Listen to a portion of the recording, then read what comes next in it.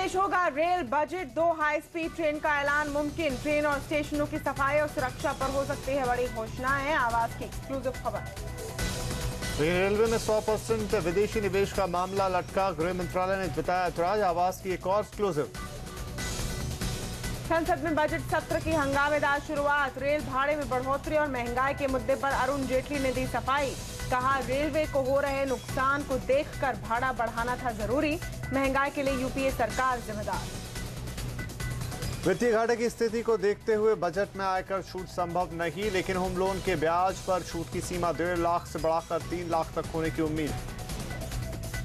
Aviation sector को infrastructure का दर्जा मुमकिन। बजट से पहले या तुरंत बाद एविएशन में भी बड़े ऐलान संभव।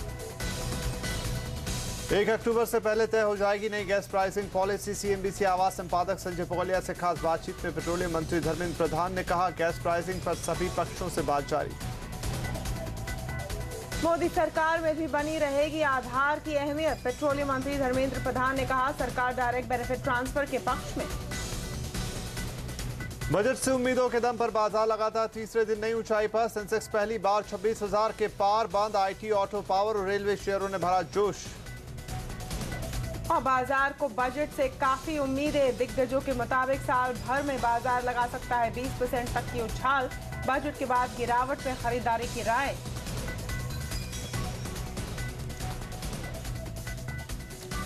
नमस्कार, आवाज एट 9 में आपका बहुत बहुत स्वागत है। आपके साथ मैं हूं विपिन भट्ट और मैं हूं तमन्ना इनामदार दत्ता। आइए देखते हैं आज की दूसरी बड़ी खबरें। गरीबी रेखा की नई सीमा को लेकर फिर विवाद। मगर सी रंगराजू ने अपनी रिपोर्ट को सही ठहराया। ब्रिटेन के विदेश और वित्त मंत्री भारत दौरे पर। नई सरकार से है बड़ी उम्मीदें। कल प्रधानमंत्री नरेंद्र मोदी वित्त मंत्री अरुण जेटली से होगी मुलाकात। और एसएमई सेक्टर की क्या है बजट से उम्मीदें, जानेंगे अपने खास पेशकश ग्राउंड रिपोर्ट में। बुलेटिन में आगे। इसके अलावा इकोनॉमी के अच्छे दिन लौटे। बाजार में छोटे ऑफिसों के लिए डिमांड करीब 20% तक बढ़ी।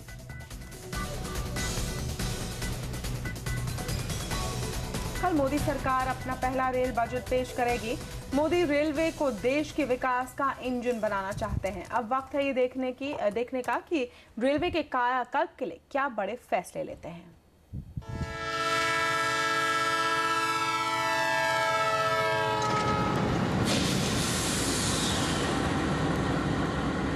बाजार, कॉर्पोरेट्स, आम जनता, अब सबको इंतजार है मोदी सरकार के पहले बजट और रेल बजट का। रेलवे पर नरेंद्र मोदी का जोर देखते हुए कई बड़े ऐलान की उम्मीद की जा रही है। वहीं वित्त मंत्री अरुण जेटली 10 जुलाई को आम बजट पेश करेंगे। तो इस बजट पे क्या हो सकते हैं बड़े ऐलान, बताने के लिए जुड़े हमारे 3 संवाददाता लक्ष्मण रॉय, दीपाली नंदा और अतुल मिश्रा। सबसे पहले बात करेंगे दीपाली से। दीपाली, आप लोगों की नजर कल आने वाले रेल बजट पर है, क्या ऐलान हो सकते हैं?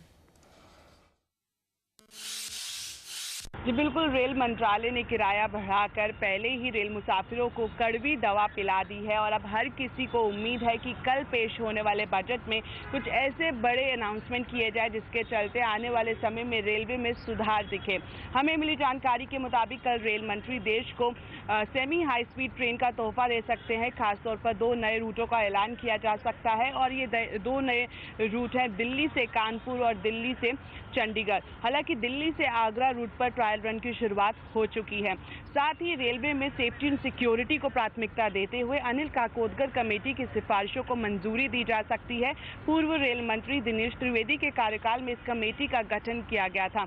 इसी के तहत काकोदकर कमेटी के रिकमेंडेशन के तहत ही रेल सेफ्टी फंड की भी स्थापना की जा सकती है और साथ ही साथ सुरक्षा पर तवज्जो देते हुए और रेल दुर्घटनाओं पर लगाम लगाने के लिए अगले 5 सालों में सभी मैन्ड और अनमैन्ड लेवल क्रॉसिंग को हटाने का प्रस्ताव भी रखा जा सकता है।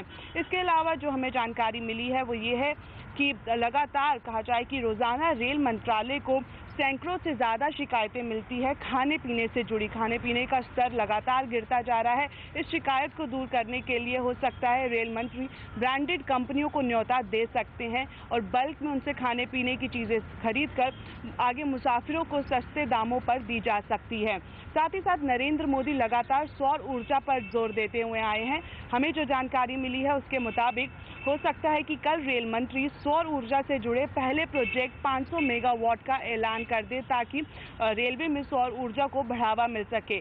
साथ ही इलेक्ट्रिफिकेशन की अगर हम बात करें तो मौजूदा 65,000 किलोमीटर रेलवे नेटवर्क में करीब सिर्फ 35 से 36% इलेक्ट्रिफिकेशन का काम हो पाया है। इसको स्पीड अप करने के लिए भी नए प्रस्ताव का ऐलान किया जा सकता है। बिल्कुल। और अतुल भी हमारे साथ है। अतुल, रेलवे के मॉडर्नाइजेशन के लिए पैसों की काफी जरूरत पड़ेगी। इसके लिए रेलवे में एफडीआई लाने की भी बात हो रही, लेकिन अब अड़चन आती दिख रही है। रेलवे में एफडीआई को लेकर क्या अपडेट है आपके पास? जी तमन्ना, जैसा कि आपने कहा कि रेलवे को इस समय सबसे बड़ी जरूरत जो है वो पैसे की है। अगर वित्त मंत्रालय से बजटीय सहायता के तौर पर देखें तो पिछले बजट में 28,000 करोड़ रुपए वित्त मंत्रालय से मिले थे जीबीएस के तौर पर। इस बार 39,000 करोड़ रुपए की मांग रेलवे ने की है वित्त मंत्री से।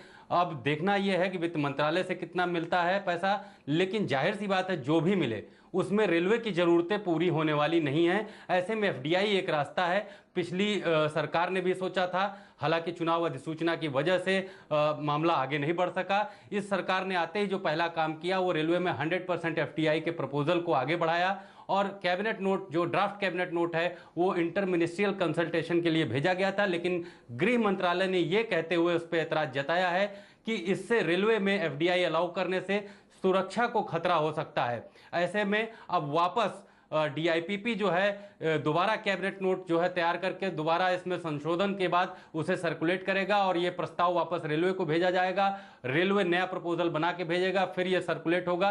तो ऐसे में अब एक बार फिर एफडीआई अलाउ करने का रेलवे में जो मामला है लटकता दिख रहा है। लेकिन सरकार जो है, कल खास तौर से रेल मंत्री अपने इस रेल बजट में कुछ बड़ी योजनाओं का ऐलान कर सकते हैं, कुछ प्रोजेक्ट्स में एफडीआई का ऐलान कर सकते हैं। हालांकि इसके लिए सरकार को जो है प्रोसेस पूरी करनी होगी। संभव है कि मंजूरी जो है बाद में मिले, लेकिन ऐलान कुछ देखने को मिल सकते हैं कल रेल बजट में। जी अतुल, उधर रेलवे ने लोगों से सीधे जुड़ने की पहल की है और ये मुमकिन हो रहा है फेसबुक, ट्विटर और यूट्यूब के जरिए। रेल बजट से ठीक पहले रेल मंत्री ने अपनी मौजूदगी में सोशल मीडिया प्लेटफॉर्म पर दर्ज कर दी है। रेलवे मंत्री सदानंद गौड़ा ने आज रेल मंत्रालय का official Facebook page, Twitter account और यूट्यूब अकाउंट लॉन्च किया।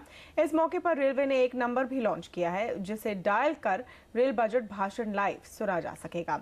ये नंबर है 022-450-15555। रेल मंत्री ने यह भी साफ किया कि बजट में आईटी सेक्शन को पूरी प्राथमिकता दी जाएगी। रेलवे अपनी छवि सुधारने की कोशिश कर रहा है, मगर बदहाली इतनी है कि इसे दुरुस्त करने में बहुत वक्त और पैसा दोनों लगेंगे। रेलवे की इस बदहाली के लिए वित्त मंत्री ने यूपीए सरकार को जिम्मेदार ठहराया। राज्यसभा में उन्होंने कहा कि रेल किराए में बढ़ोतरी का फैसला यूपीए सरकार में ही हो गया था, लेकिन चुनाव के चलते ये फैसला यूपीए ने लागू नहीं किया और रेलवे को घाटा बढ़ता ही चला गया। ये जो भाड़ा बढ़ा है ये आपके खाते का है, हमारे खाते में बढ़ता है कि नहीं बढ़ता वो आपको कल पता चलेगा। तो इसलिए प्लीज सिट डाउन। ये विरासत थी आपकी जो आप छोड़कर गए हैं। वित्त मंत्री ने महंगाई की स्थिति के लिए भी यूपीए सरकार को जिम्मेदार ठहराया। उन्होंने कहा कि पिछली सरकार ने सही कदम उठाए होते तो आज महंगाई को लेकर इतनी ज्यादा चिंता नहीं होती। उन्होंने कहा कि कई चीजों की सप्लाई पूरी नहीं होने के चलते महंगाई बढ़ रही है। कुछ वस्तुओं की कीमतें बढ़ती हैं क्योंकि वो वस्तुएं उपलब्ध नहीं होती। अब इस सब की उपलब्धि की व्यवस्था 5 सप्ताह में पूरी करना, जो भी अर्थव्यवस्था का थोड़ा विद्यार्थी है वो जानता है ये संभव नहीं है। The concerns of the supply side should have been addressed in the last 10 years. The storage capacities of the cold chain should have increased in the last 10 years. जी, बात करेंगे लक्ष्मण से। लक्ष्मण, वित्त मंत्री की बात से तो ये साफ है कि ये बजट उनके लिए एक चुनौती भरा बजट रहने वाला है। मौजूदा आर्थिक हालात में 10 तारीख को पेश होने वाले बजट से एक आम आदमी अब क्या उम्मीद कर सकता है? देखिए, सरकार ने पिछले दिनों जो कुछ कड़े फैसले लिए और जिस तरह के संकेत दिए, उसके बाद अगर आप ये उम्मीद लगा बैठे हैं कि बजट में सरकार कुछ राहत भरे कदमों का ऐलान करेगी, तो ये उम्मीद करना बेमानी है।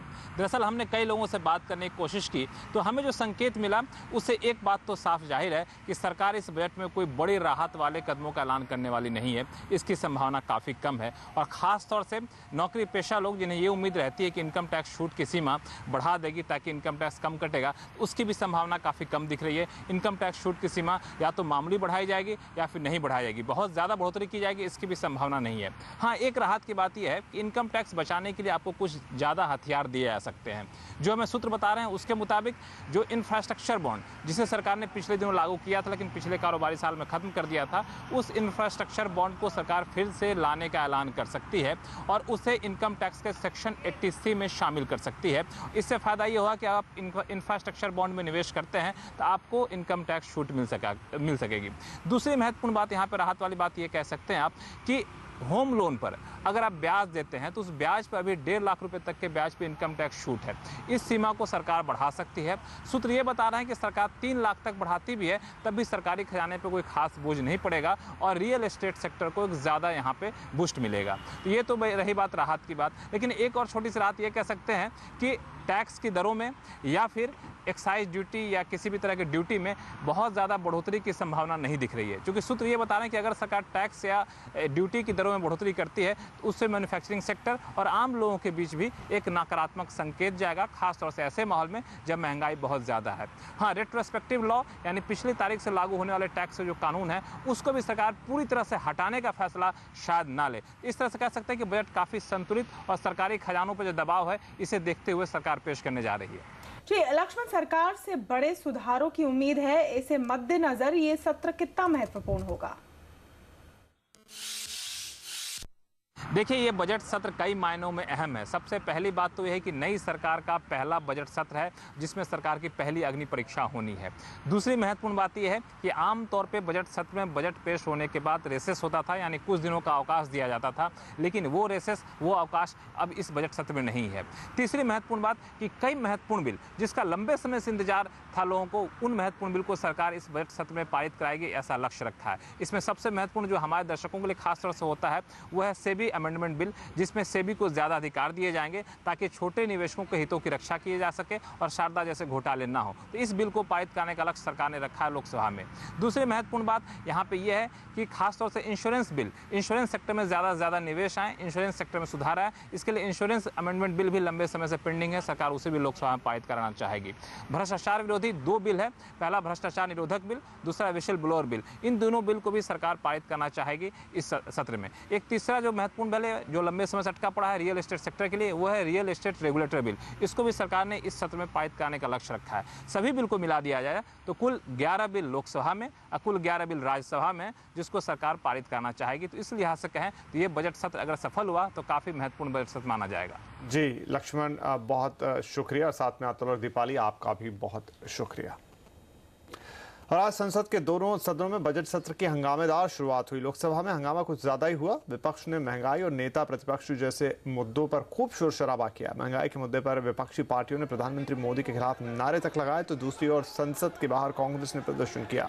लोकसभा में विपक्ष के भारी हंगामे को देखते हुए लोकसभा को 2 बार स्थगित करना पड़ा। वहीं राज्यसभा में महंगाई पर चर्चा हुई। विपक्ष ने सरकार पर जनता से वादा खिलाफी का आरोप लगाया तो बीजेपी ने बढ़ती कीमतों के लिए यूपीए सरकार को जिम्मेदार ठहराया।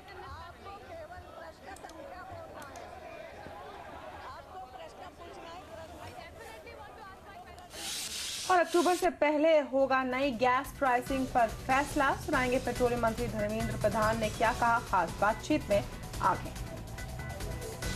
और बजट के बाद बाजार की कैसी होगी चाल, बाजार के दिग्गजों की क्या है राय, ये भी सुनिए इस ब्रेक के बाद।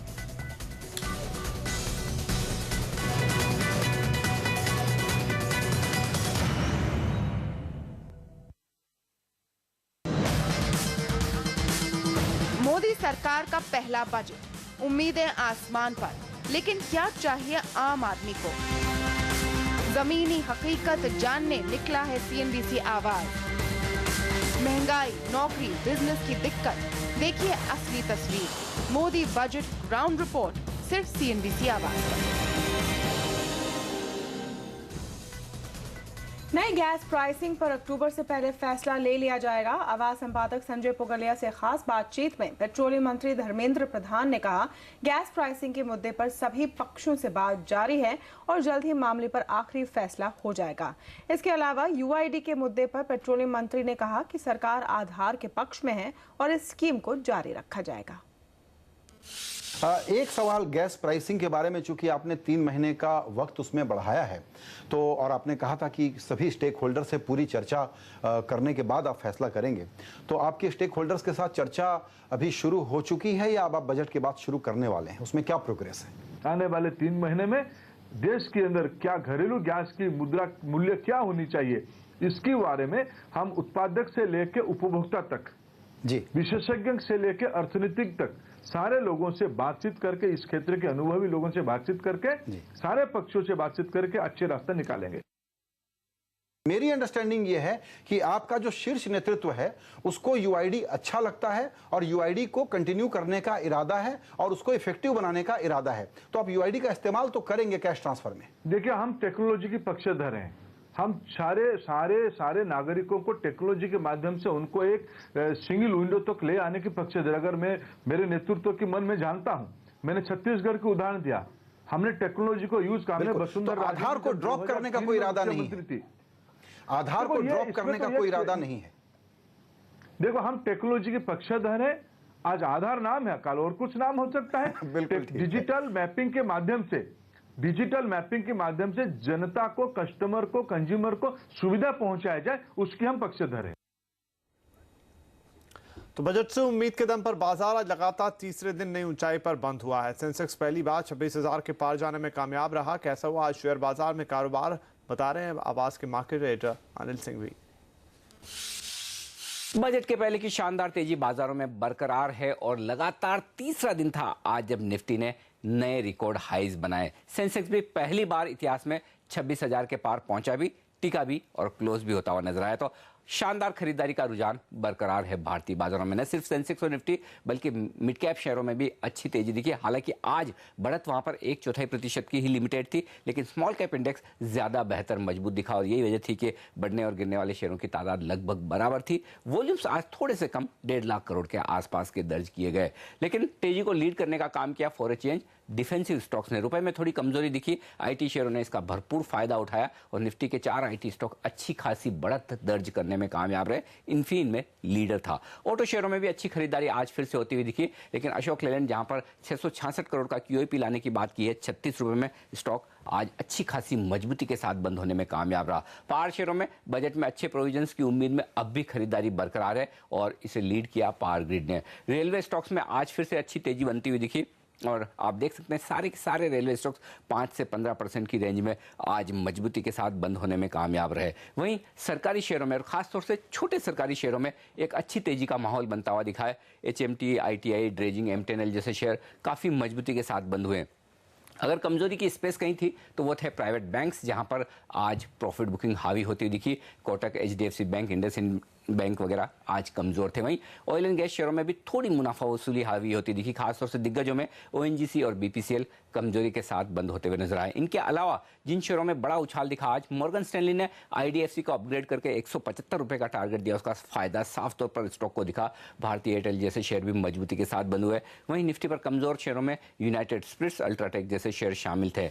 ब्लॉक डील्स हुई कल कुछ स्टॉक्स में और आज दिखा असर प्राइस के दम पर। पोलरीज, साउथ इंडियन बैंक और मेरिको इन्हीं खबरों के दम पर बड़ी तेजी दिखाने में आज फिर से कामयाब हुए। वहीं खबरों के दम पर बड़ा एक्शन दिखा 2 स्टॉक में नेगेटिव साइड पर।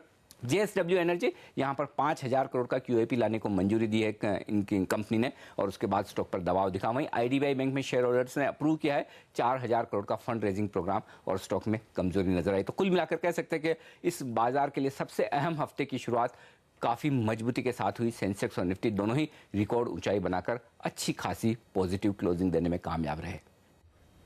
और बाजार की नजर पूरी तरह बजट के ऐलानों पर टिकी हुई है। बजट के बाद कैसी रहेगी बाजार की चाल, आइए सुनते हैं क्या कहना है जानकारों का। सरकार ने बजट में खर्चे सरकारी खर्चा जो है उसका जो क्वालिटी है, उसकी जो दिशा है, उसको अगर बदल दी तो मेरे हिसाब से ये तेजी बरकरार रहेगी। थोड़ा सा करेक्शन इधर उधर आता रहेगा वो करेक्शन में मेरा मानना ये है कि इन्वेस्टर को इक्विटी में पैसा और लगाना चाहिए। आगे जाके बाजार में तेजी आ सकती है अगर बजट में दिशा ठीक ठाक रही तो। आई थिंक ये long term directionally positive budget होगा और लोगों को शॉर्ट टर्म में नहीं देखना चाहिए। तो मार्केट तो खैर मार्केट मुझे लगता है कि पॉजिटिव होना चाहिए, क्योंकि पॉलिसी अनाउंसमेंट्स नेगेटिव नहीं होंगे, ऐसा मेरा ख्याल है। इसलिए मार्केट लॉन्ग टर्म के लिए पॉजिटिव मूड में ही रहेगा। और गांव में 33 रुपए रोजाना खर्च करने वाले गरीब नहीं, बताएंगे गरीबी रेखा पर सरकार का नया फॉर्मूला ब्रेक के बाद। और ब्रिटेन के विदेश और वित्त मंत्री भारत दौरे पर, क्या है एजेंडा पर, ये भी देखिए आगे।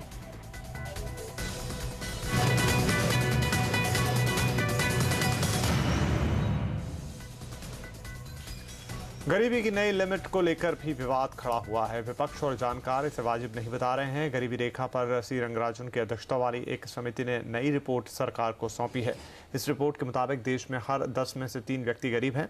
इस रिपोर्ट में रंगराजन समिति ने सिफारिश की है कि शहरों में हर रोज 47 रुपए से कम खर्च करने वाले व्यक्ति को गरीब माना जाए, जबकि गाँव में रोजाना 33 रुपए खर्च करने वाले व्यक्ति को गरीबी रेखा से ऊपर समझा जाए। दरअसल गरीबी रेखा को लेकर सुरेश तेंदुलकर के अनुमान की काफी आलोचना हुई थी। इस पर उठे विवाद के बाद रंगराजन समिति बनाई गई थी, मगर अब रंगराजन कमेटी की नई रिपोर्ट की भी कड़ी आलोचना हो रही है। हालांकि रंगराजन ने अपनी रिपोर्ट को सही ठहराया है और इसमें महंगाई के साथ साथ पोषण को भी वेटेज देने की बात कही है। We derive the minimum food consumption expenditure based upon meeting certain nutritional requirements relating to calories, protein and fat. As far as non-food consumption expenditures are concerned, we have outlined a method by which we could fix the norms. So taking the two together, we arrived at what the poverty line should be. It did turn out to be 19% higher in the rural areas over what Tendulkar Committee had suggested, and nearly 40% higher in the urban areas. अच्छे दिन की गूंज Britain तक सुनाई दे रही है। Britain के विदेश मंत्री और वित्त मंत्री अब तक के सबसे बड़े डेलीगेशन के साथ भारत दौरे पर है।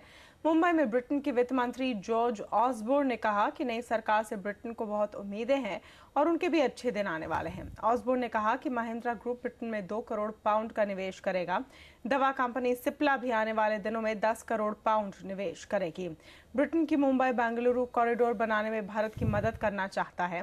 कल ब्रिटेन का डेलीगेशन प्रधानमंत्री नरेंद्र मोदी, विदेश मंत्री सुषमा स्वराज और वित्त मंत्री अरुण जेटली से मुलाकात करेगा। ब्रिटेन भारत के साथ निवेश, शिक्षा क्षेत्र में निवेश करने का इच्छुक है।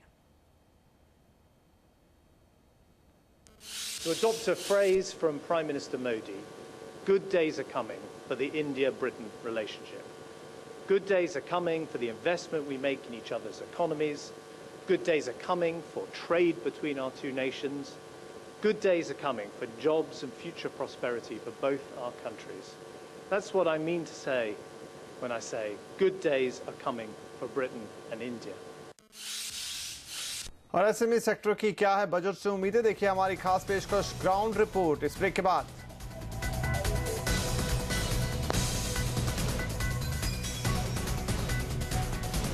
और टाटा समेत देश के बड़े कॉर्पोरेट्स को क्या है मोदी बजट से उम्मीदें, ये भी बताएंगे थोड़ी ही देर में।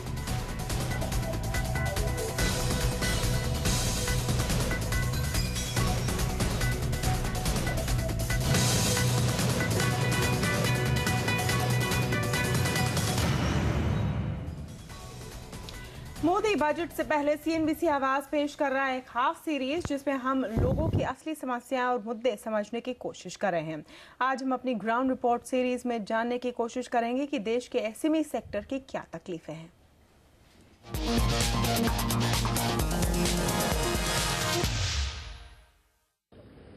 वैसे तो हर कोई खुद का बिजनेस शुरू करना चाहता है, लेकिन आपको एक सच्चाई पता है, कोई 2-4 पैसे जुटाकर खुद का कारोबार शुरू करना चाहे तो वो किसी जंग पर निकलने से कम नहीं होता। परेशानियों से घिरे इन एसएमई सेक्टर की निगाहें अब टिकी हैं 10 तारीख को संसद में पेश होने वाले बजट पर। पता नहीं बजट बनाने वाले लोग उनकी समस्याओं से कितने वाकिफ हैं, लेकिन हम आपको रूबरू कराएंगे उनकी जमीनी सच्चाई से। आइए हमारे साथ।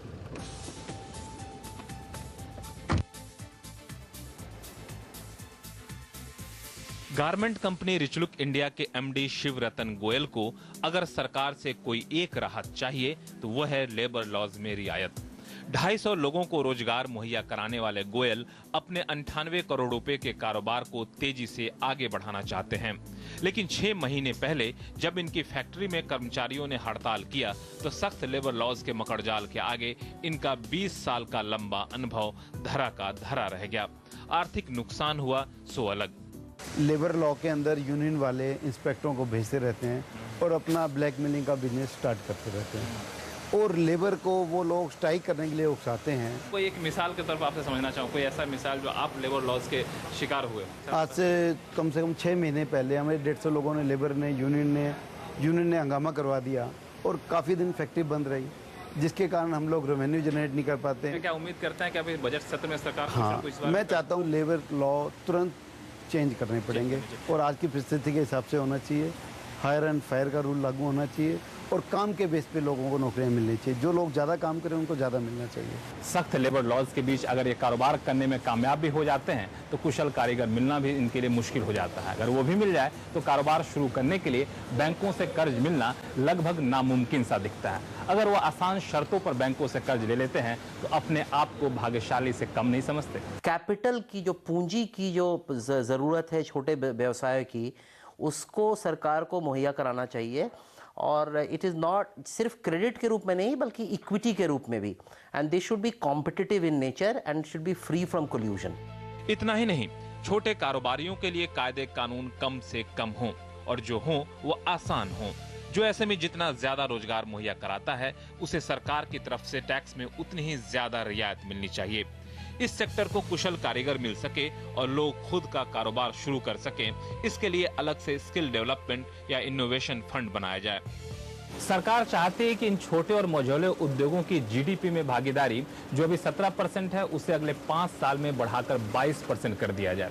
लेकिन ये तभी मुमकिन है जब सरकार इस सेक्टर के उत्थान के लिए ठोस योजनाएं बनाए और तहे दिल से इसको लागू करने पर ध्यान दे। इस लिहाज से कहें तो बजट इस बारे में सरकार के लिए पहला बड़ा मौका है।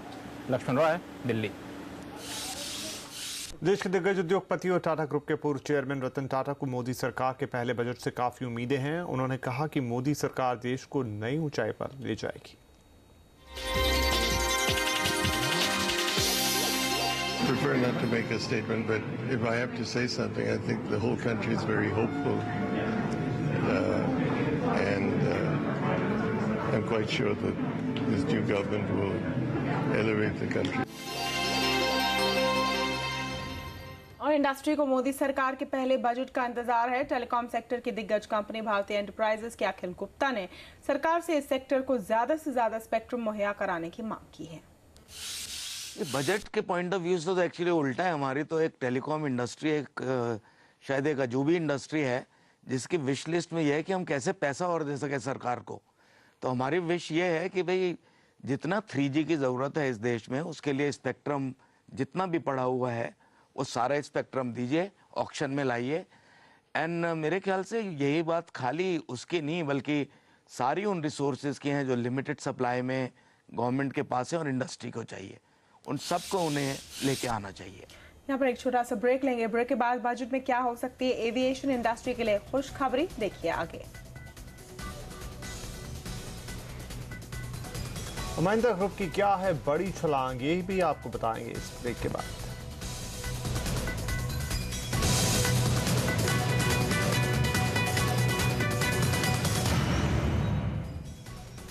एविएशन सेक्टर के भी अच्छे दिन आने की उम्मीद है। मोदी सरकार अपने पहले बजट में या बजट के बाद एविएशन सेक्टर के लिए बड़े ऐलान कर सकती है। इस खबर पर और ज्यादा जानकारी के लिए चलेंगे अपने संवाददाता मनीष देसाई के पास। मनीष, बजट में एविएशन सेक्टर को लेकर क्या क्या ऐलान होने की उम्मीद लगाई जा रही है? बिल्कुल, देखिए जैसे हमारे सूत्र बता रहे हैं एविएशन सेक्टर के लिए अच्छे दिन आने वाले हैं। हो सकता है कि बजट में या बजट के कुछ समय बाद इसकी घोषणा कर दी जाए। जैसे कि हमारे सूत्र बता रहे हैं उसके मुताबिक केंद्र सरकार एविएशन सेक्टर को जो है एक इंफ्रास्ट्रक्चर सेक्टर बनाने जा रही है। मतलब उसको इंफ्रास्ट्रक्चर का दर्जा दिया जाएगा जिसके कारण एविएशन के लिए जो जरूरी इंफ्रास्ट्रक्चर है वो जल्दी से जल्दी तैयार हो सके।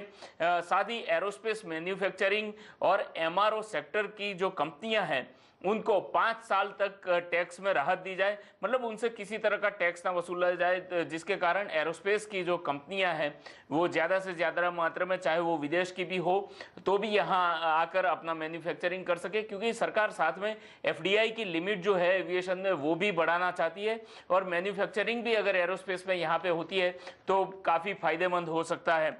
साथ ही जो एयरलाइंस कंपनियां हैं, अभी काफ़ी सारी कंपनियां घाटे में चल रही है, ये कहे कि ज़्यादातर कंपनियां घाटे में चल रही है, तो उनकी बैलेंस शीट को देखते हुए उन्हें सस्ते दर पर लोन मिल सके, इसका प्रावधान करने जा रही है केंद्र सरकार। मतलब कंपनियों का परफॉर्मेंस सुधरेगा, उनकी बैलेंस शीट सुधरेगी तो उन्हें जल्दी से बैंकों से लोन मिल सकेगा।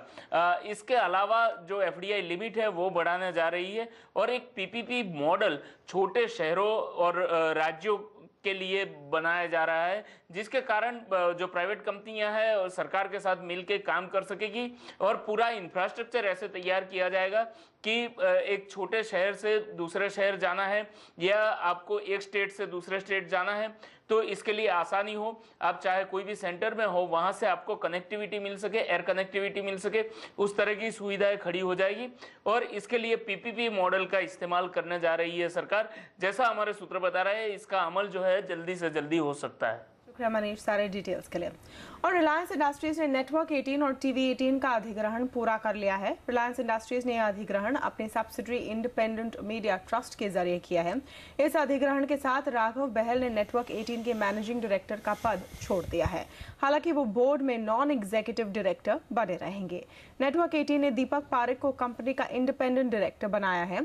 इसके अलावा मैकेंजी के आदिल जैनुल भाई भी इंडिपेंडेंट डायरेक्टर बने हैं।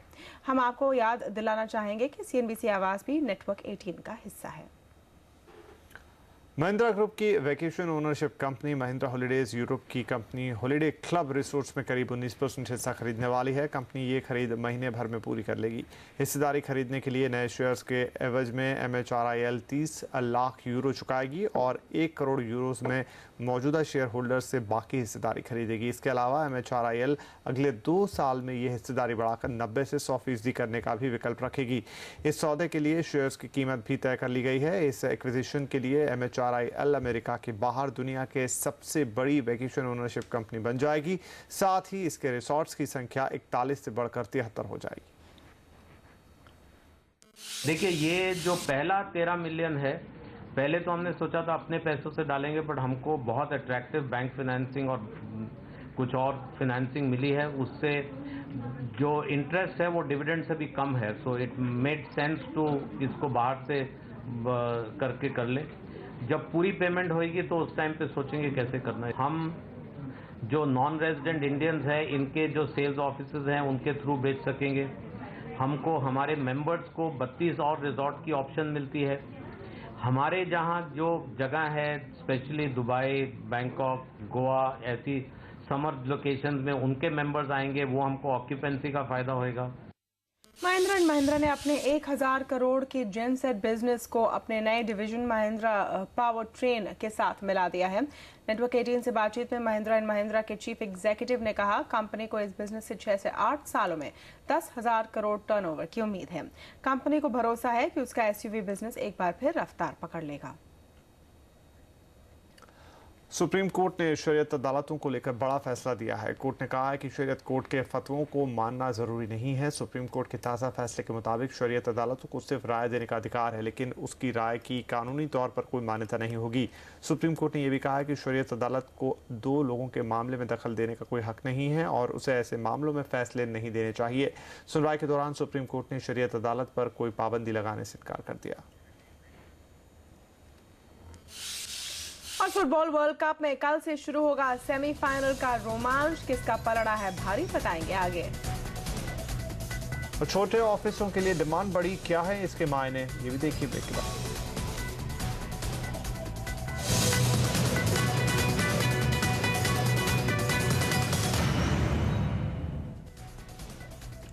क्या इकोनॉमी के अच्छे दिन लौट आए हैं? बाजार में छोटे ऑफिस के लिए डिमांड बढ़ने से ये सवाल उठ रहा है। कविता कृष्ण बता रही है कि पिछले 2 महीने में छोटे ऑफिस के लिए डिमांड करीब 20% बढ़ गई है। मुंबई के कुर्ला इलाके में office complex art guild house बनाने वाली कंपनी फीनिक्स मिल्स लिमिटेड का दाव चल गया। कंपनी ने पिछले साल अपने प्रोजेक्ट की डिजाइन बदलकर बड़े ऑफिस फ्लोर प्लान बनाने के बजाय छोटे ऑफिस बनाने का फैसला लिया था और अब यही छोटे ऑफिस उसे बेहतरीन फायदा करा रहे हैं। पिछले कुछ महीनों में ऑन एन एवरेज हमारा सेल इन छोटे ऑफिस में तकरीबन 20 से 25,000 स्क्वायर फीट रहा है हर महीने और वैल्यू वाइज अगर देखी जाए तो the same converts to about 20 odd crore 20-25 crores। Launch के महीने भर में आर्ट गिल्ड हाउस में कंपनी 1.5 लाख स्क्वायर फीट की जगह बेचने में कामयाब रही है और करीब 86,000 स्क्वायर फीट ऑफिस स्पेस किराए पर भी उठ गया है। दिल्ली में गुड़गांव और मुंबई में बीकेसी, अंधेरी जैसे इलाकों में यही ट्रेंड दिख रहा है। जानकार बताते हैं कि सबसे ज्यादा डिमांड 900 से 2500 स्क्वायर फुट कारपेट एरिया के ऑफिस के लिए है, जिसकी कीमत 1.5 से 5 करोड़ रुपए के बीच है। lot of developers who are under stress are making smaller office units. They had planned for bigger offices. Many of these companies, these developers are cutting their office spaces into smaller units and selling it to these smaller office owners. And typically we are seeing a lot of Indian domestic companies, mid-market, even large companies wanting to buy these smaller offices. छोटे office खरीदने वालों में shipping और logistics company, health care company, wealth management, financial planner, legal और CA firm शामिल हैं। कई छोटे मैन्युफैक्चरिंग कंपनियां भी शहर में कॉर्पोरेट ऑफिस बनाने के लिए जगह खरीद रही है या किराए पर ले रही है। यही नहीं, निवेशकों को भी छोटे ऑफिस में पैसा लगाना अब अच्छा ऑप्शन लग रहा है, क्योंकि रेसिडेंशियल के बजाय ऑफिस से बेहतर रेंटल रिटर्न मिलता है।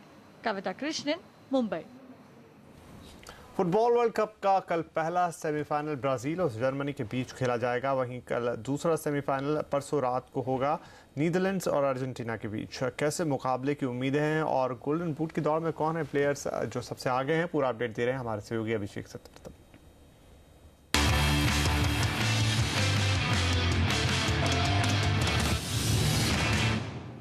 कल से वर्ल्ड कप में फाइनल्स के लिए जोरदार टक्कर शुरू होगी। कल रात 1:30 बजे से 3 बार की चैंपियन जर्मनी के सामने होगी 5 बार की चैंपियन ब्राजील की टीम। ब्राजील ने क्वार्टर फाइनल्स में कोलंबिया को 2-1 से हराया है, वहीं जर्मनी ने फ्रांस को 1-0 से हराकर सेमीफाइनल का टिकट कटाया। लगातार चौथी बार जर्मनी की टीम ने सेमीफाइनल में जगह बनाई है। वहीं इस मैच में दबाव ब्राजील पर होगा सेमीफाइनल में, क्योंकि पिछले 2 वर्ल्ड कप में टीम क्वार्टर फाइनल्स में हार कर बाहर हो गई है। यही नहीं, नेमार और कप्तान थियागो सिल्वा के बाहर हो जाने से ब्राजील की टीम थोड़ी संकट में है, क्योंकि ये दोनों ही खिलाड़ी ब्राजीली अटैक के जान माने जाते हैं। हालांकि कोलंबिया खिलाफ ब्राजील ने जिस तरह का अटैकिंग खेल दिखाया था, उससे जरूर उम्मीदें बढ़ी हैं। दूसरी ओर जर्मनी ने फ्रांस के खिलाफ काफी बेहतरीन खेल दिखाया। मुलर, हमल्स, क्लोज, पोडल्स्की सभी बेहतरीन फॉर्म में दिख रहे हैं, लिहाजा यह मुकाबला काफी जोरदार होने की उम्मीद है।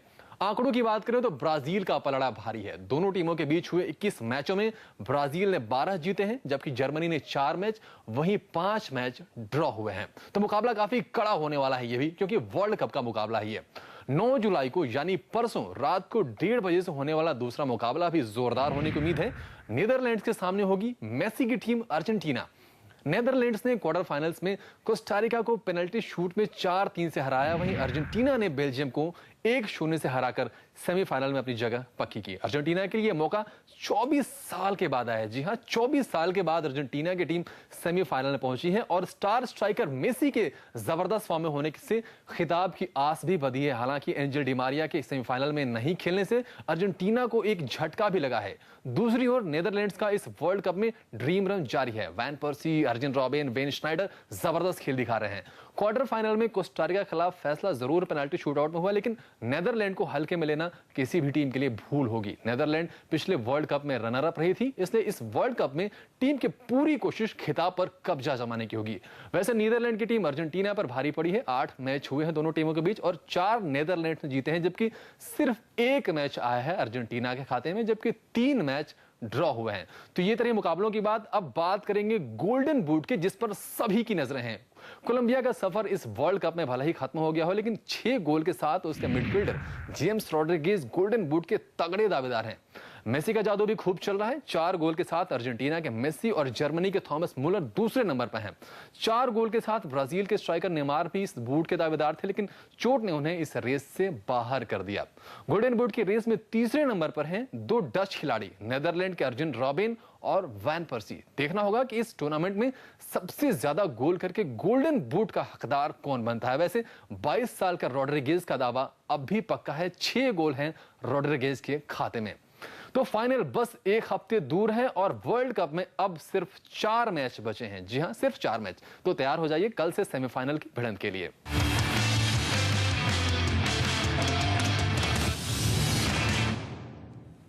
और आवाज 9 में फिलहाल इतना ही, लेकिन याद रखिए कल है रेल बजट, मोदी सरकार का पहला रेल बजट, और इस पर हमारी नजर होगी। खास कवरेज होगा CNBC आवाज पर, तो देखना ना भूलिए। अब से कुछ ही देर बाद इस खास कवरेज को, लेकिन फिलहाल हमें दीजिए इजाजत।